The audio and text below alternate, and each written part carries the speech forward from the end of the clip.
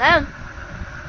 আরে বাবা, ঠিক হয়ে যা একটু তাড়াতাড়ি। হ্যাঁ,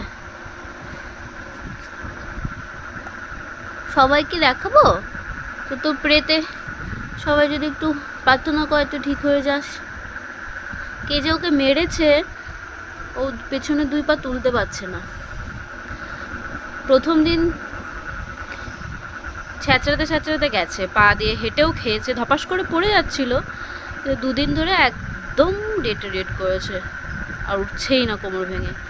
কালকে তো পটি করে পুরো জায়গায় মাখামাখি করে নিয়েছে। তাহলে একটু ডাইপার দিয়ে দিই যদি একটু সুবিধা হয়। হিসুও করেছে, হিসুটা গায়ে লেগে যাচ্ছে, মোছা হয়েছে। আলাম যতটা আটকানো যায়, ডাইপার পরাতে চাইছে না, তাও আজকে পড়ালাম।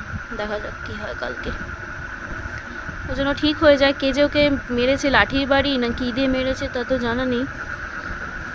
সবাইকে একটু বল যে তুই ঠিক হয়ে যা তাড়াতাড়ি।